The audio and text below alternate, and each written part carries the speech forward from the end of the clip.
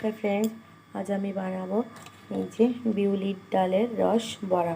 যেমন ডালটা আমি ওভারনাইট ভিজিয়ে রেখেছিলাম, এখন এই ডালটাকে আমি মিক্সারে দিয়ে একটু ব্লেন্ড করে নেব। এখানে জল দেইনি, ভেজানোর যে জলটা ছিল ওইভাবে বুঝে বুঝে জলটা আর কি দিতে হবে। অল্প পরিমাণ জল দিয়ে আমি এটাকে পেস্ট বানিয়ে নেব। তখন জল দেইনি, ওই জন্য ডালটা মিহিভাবে বাটা হচ্ছে না। এই কারণে আমি এখানে একটু অল্প পরিমাণ জল দিয়ে দিচ্ছি। জলটা বুঝেই দিতে হবে। এই যে ডালটাকে পেস্ট করে আমি একটা পাত্রে নামিয়ে রেখে দিয়েছিলাম। এবার এর মধ্যে আমি অল্প একটু লবণ দেব, দিয়ে বড়ি দেওয়ার ডাল যেমন বড়ি দেওয়ার সময় ফেটানো হয় ঠিক এটাকে এভাবে ফেটাতে হবে। এই যে অল্প পরিমাণ দেব, এখানে সামান্য একটু জল দিয়ে ফেটিয়ে নেব। তার মধ্যে আমি এখানে রস করার জন্য জল দিয়ে দিয়েছি। কেউ চাইলে এখানে দুধ দিয়ে করতে পারে, আবার কেউ জল দিয়ে করতে পারে, কিন্তু আমাদের বাড়িতে দুধেরটাই হয়, ওই কারণে আমি এখানে জল বসিয়ে দিয়েছি। এবার আমুল দুধ দিয়ে দেব। গরুর দুধেও হয়, কিন্তু আমি আমুল দুধ দিয়ে করব।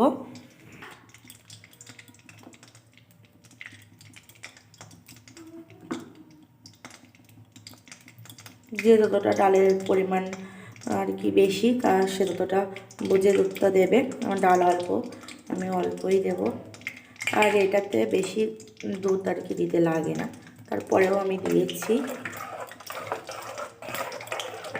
যা দিয়েছি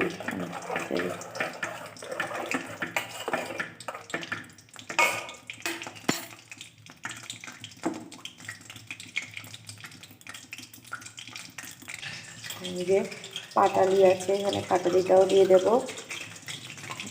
এর মধ্যে এইটুকুই এখন দিলাম, পরে মিষ্টিটা চেক করে দেখতে হবে এটার মধ্যে গলতে লাগুক। তার মধ্যে আমি এখানে কড়াইয়েও বসিয়ে দিয়েছি তেল, এখানে আর একটু তেল দেব। আর এইটা আমি ফেটিয়ে নেব সামান্য একটু জল দিয়ে।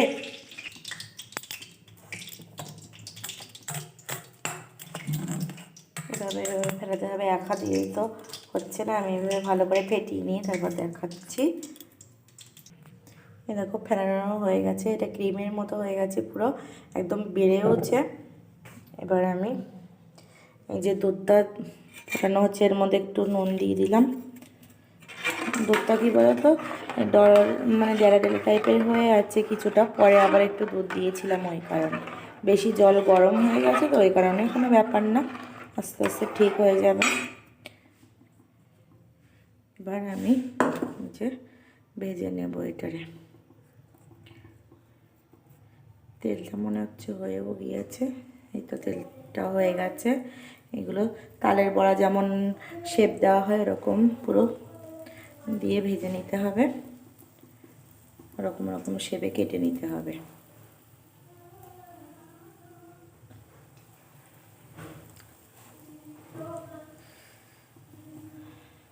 শীতকালে এরকম রস বড়া বলো, যে কোনো পিঠে খেতে খুবই ভালো লাগে।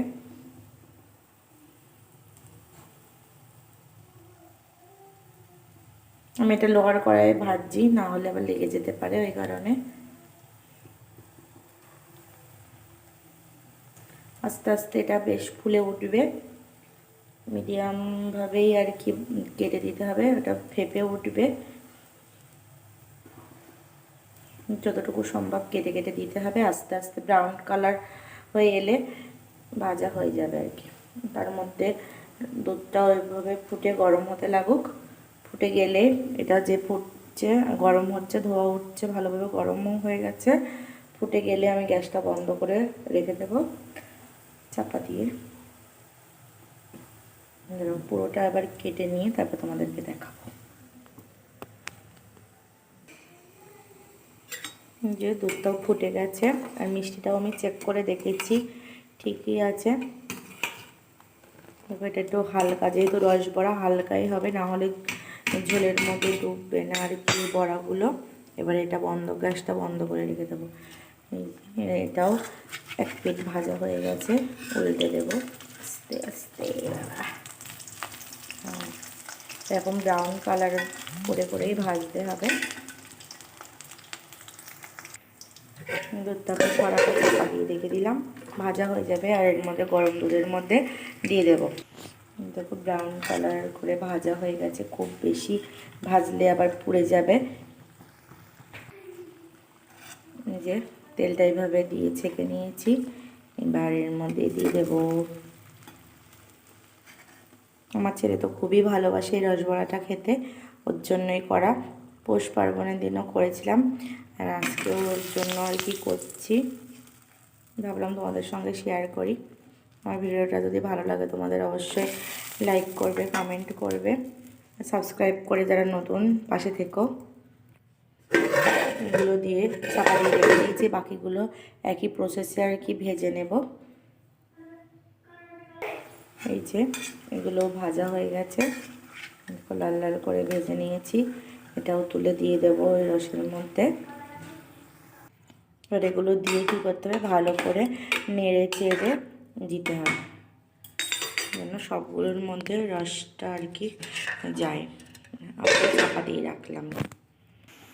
এটাই লাস্ট, এইটুকু ভাজলেই আমার ভাজা কমপ্লিট হয়ে যাবে। দেখো সবগুলো রসের মধ্যে ভিজিয়ে দিয়েছি, আর একটু থাকলেই আরও ট্যাপা হয়ে যাবে। ঢাকা দেওয়া থাক। চুপ। এই যে দিয়ে দিলাম।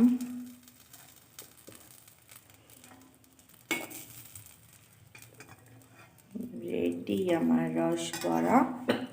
এবার এগুলো মিশিয়ে আরও 10 মিনিট ঢাকা দিয়ে রেখে দেবো, তারপর তোমাদের ফাইনাল লুকটা দেখি দেখাবো। এই যে আমার রসবড়া রেডি, এটা নামিয়ে নিয়েছি একটা বোলের মধ্যে। কেমন হয়েছে তোমরা অবশ্যই কমেন্ট করে জানাবে। দেখো যেগুলো আগে দিয়েছিলাম সেগুলো কিন্তু ফুলে গেছে, পুরো একদম বড় হয়ে গেছে। এই যে এটা ভেঙেও দেখাচ্ছি, অনেক সুন্দর সফট হয়ে গেছে। আজকের মতো ভিডিওটা এই পর্যন্ত, সবাই ভালো থাকবে, বাই।